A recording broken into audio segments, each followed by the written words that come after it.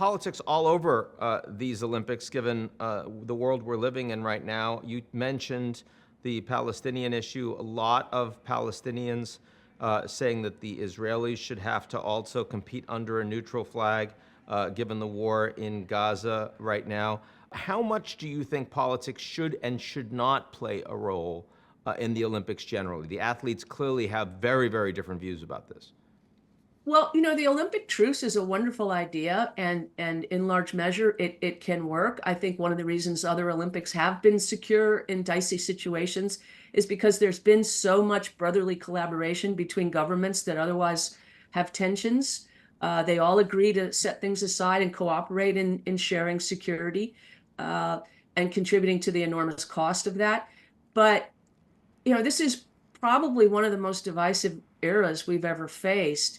And you've got some actors here who are not necessarily rational government actors, right? And so that's part of the problem.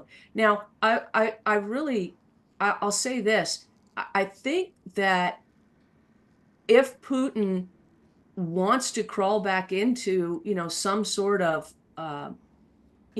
brotherhood of government leaders, this is a good opportunity to do it, to actually, become part of the solution here rather than the creator of tension.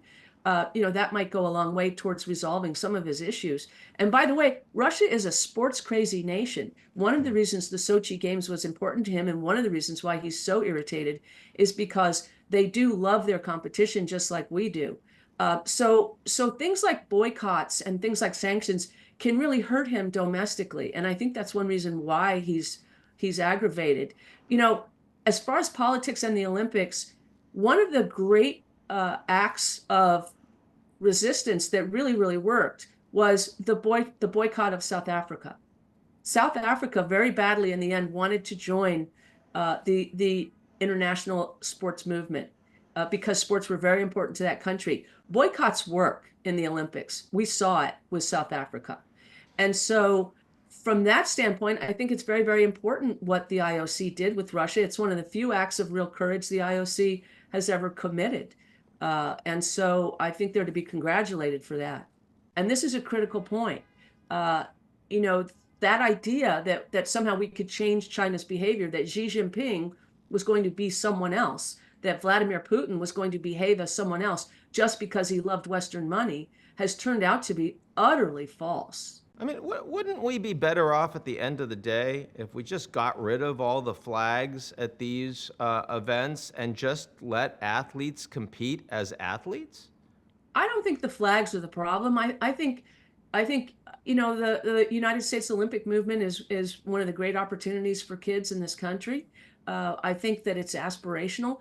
I love the Olympic movement. One of the things that happens at every Olympics is that the kids come in, the athletes come in, and they clean it all up. Their effort and their commitment to compete for 4 high stakes minutes after training for 4 years is one of the great competitive miracles we all get to watch. And it's a remarkable event in that way. They really scrape the grime off the Olympics for me in a lot of ways. A Sha'Carri Richardson when she runs, or a Simone Biles when she competes, you forget everything. I don't think the flags are the problem. I think the commerce is the problem. Clean up the commerce. I think the money is where, if you start to organize, as we've been talking about in this whole conversation, if you start to organize the sponsorship ties in a more sensible way, if you use the awarding of the games themselves as a reward rather than as an act of corruption, then I think the flags are okay. But if we continue to award Olympics to bad actors just for their cash, just because we've bloated the Olympics so badly that we don't have any legit offers to hold these games in places that celebrate human rights, and so we're going to human rights violators, and as they're building stadiums, they're committing even more human rights violations, then you're right, take the flags away.